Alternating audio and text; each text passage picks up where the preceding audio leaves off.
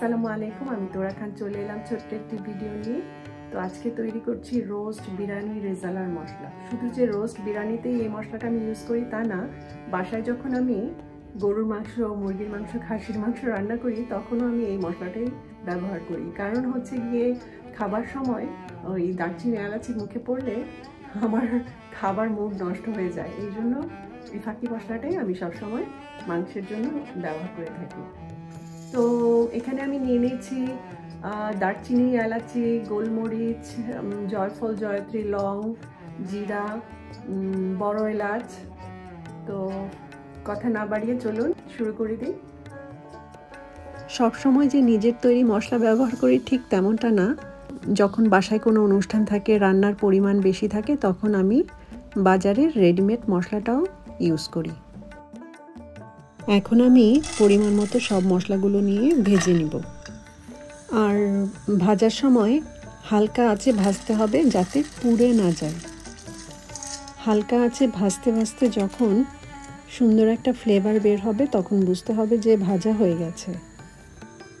মাঝে মাঝে আমি এগুলোকে ভেজে পাউডার করে নিই, আবার মাঝে মাঝে আমি এগুলোকে না ভেজেও পাউডার করি।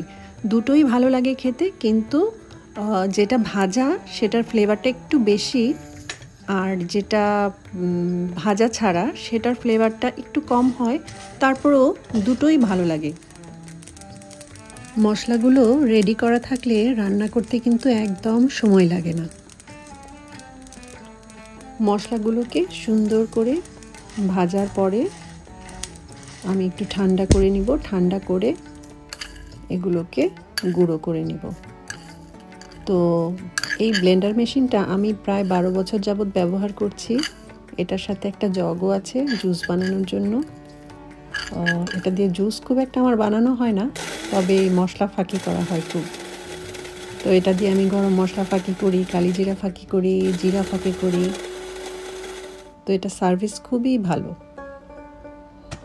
যাই হোক, এই তো আমার মশলা একদম গুঁড়ো হয়ে গেছে, একদম পাউডারের মতো মিহি হয়ে গেছে। এখন আমি এগুলোকে একটা এয়ারটাইট জারের মধ্যে নিয়ে নিব। এতে করে অনেক দিন ফ্লেভারটা ভালো থাকবে। তো এই তো রেডি হয়ে গেল গরম মশলার গুঁড়া। তো আজকের মতো এখানেই বিদায় নিচ্ছি। সবাই ভালো থাকবেন, সুস্থ থাকবেন, হাসি খুশি থাকবেন। ধন্যবাদ।